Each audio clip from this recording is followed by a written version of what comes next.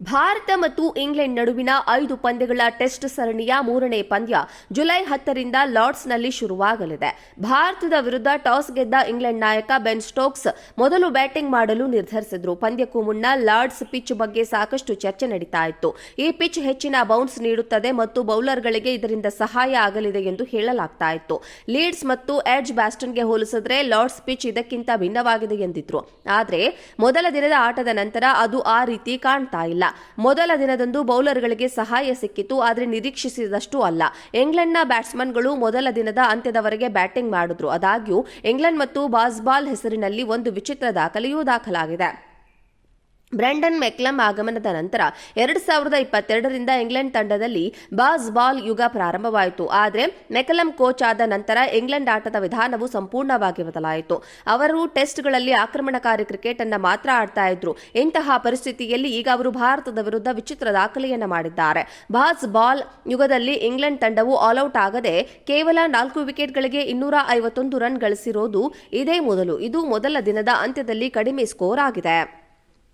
ಇಂಗ್ಲೆಂಡ್ನ ಅನುಭವಿ ಬ್ಯಾಟ್ಸ್ಮನ್ ಮತ್ತು ಮಾಜಿ ನಾಯಕ ಜೋ ರೂಟ್ ಲಾರ್ಡ್ಸ್ ಟೆಸ್ಟ್ನಲ್ಲಿ ಉತ್ತಮ ಪ್ರದರ್ಶನ ನೀಡುತ್ತಿದ್ದಾರೆ. ಅವರು ಮೊದಲ ದಿನದ ಅಂತ್ಯದ ವೇಳೆಗೆ 99 ರನ್ಗಳೊಂದಿಗೆ ಅಜೇಯರಾಗಿ ಆಡುತ್ತಿದ್ದಾರೆ. ರೂಟ್ ಇದುವರೆಗೆ ತಮ್ಮ ಇನ್ನಿಂಗ್ಸ್ನಲ್ಲಿ 9 ಬೌಂಡರಿಗಳನ್ನು ಬಾರಿಸಿದ್ದಾರೆ. ತಮ್ಮ 37ನೇ ಟೆಸ್ಟ್ ಶತಕಕ್ಕೆ ಕೇವಲ 1 ರನ್ ದೂರದಲ್ಲಿದ್ದಾರೆ.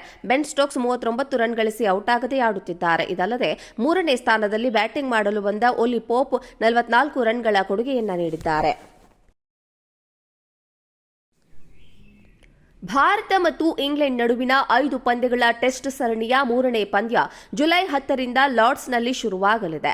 ಭಾರತದ ವಿರುದ್ಧ ಟಾಸ್ ಗೆದ್ದ ಇಂಗ್ಲೆಂಡ್ ನಾಯಕ ಬೆನ್ ಸ್ಟೋಕ್ಸ್ ಮೊದಲು ಬ್ಯಾಟಿಂಗ್ ಮಾಡಲು ನಿರ್ಧರಿಸಿದ್ರು. ಪಂದ್ಯಕ್ಕೂ ಮುನ್ನ ಲಾರ್ಡ್ಸ್ ಪಿಚ್ ಬಗ್ಗೆ ಸಾಕಷ್ಟು ಚರ್ಚೆ ನಡೀತಾ ಇತ್ತು. ಈ ಪಿಚ್ ಹೆಚ್ಚಿನ ಬೌನ್ಸ್ ನೀಡುತ್ತದೆ ಮತ್ತು ಬೌಲರ್ಗಳಿಗೆ ಇದರಿಂದ ಸಹಾಯ ಆಗಲಿದೆ ಎಂದು ಹೇಳಲಾಗ್ತಾ ಇತ್ತು. ಲೀಡ್ಸ್ ಮತ್ತು ಎಡ್ಜ್ ಬ್ಯಾಸ್ಟನ್ಗೆ ಹೋಲಿಸಿದ್ರೆ ಲಾರ್ಡ್ಸ್ ಪಿಚ್ ಇದಕ್ಕಿಂತ ಭಿನ್ನವಾಗಿದೆ ಎಂದಿದ್ರು. ಆದರೆ ಮೊದಲ ದಿನದ ಆಟದ ನಂತರ ಅದು ಆ ರೀತಿ ಕಾಣ್ತಾ ಇಲ್ಲ. ಮೊದಲ ದಿನದಂದು ಬೌಲರ್ಗಳಿಗೆ ಸಹಾಯ ಸಿಕ್ಕಿತು, ಆದರೆ ನಿರೀಕ್ಷಿಸಿದಷ್ಟು ಅಲ್ಲ. ಇಂಗ್ಲೆಂಡ್ನ ಬ್ಯಾಟ್ಸ್ಮನ್ಗಳು ಮೊದಲ ದಿನದ ಅಂತ್ಯದವರೆಗೆ ಬ್ಯಾಟಿಂಗ್ ಮಾಡಿದ್ರು. ಆದಾಗ್ಯೂ ಇಂಗ್ಲೆಂಡ್ ಮತ್ತು ಬಾಸ್ಬಾಲ್ ಹೆಸರಿನಲ್ಲಿ ಒಂದು ವಿಚಿತ್ರ ದಾಖಲೆಯೂ ದಾಖಲಾಗಿದೆ.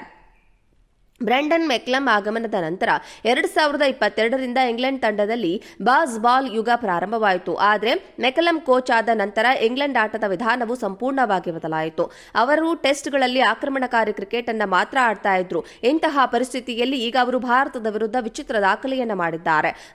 ಬಾಲ್ ಯುಗದಲ್ಲಿ ಇಂಗ್ಲೆಂಡ್ ತಂಡವು ಆಲ್ಔಟ್ ಆಗದೆ ಕೇವಲ 4 ವಿಕೆಟ್ಗಳಿಗೆ 251 ರನ್ ಗಳಿಸಿರೋದು ಇದೇ ಮೊದಲು. ಇದು ಮೊದಲ ದಿನದ ಅಂತ್ಯದಲ್ಲಿ ಕಡಿಮೆ ಸ್ಕೋರ್ ಆಗಿದೆ.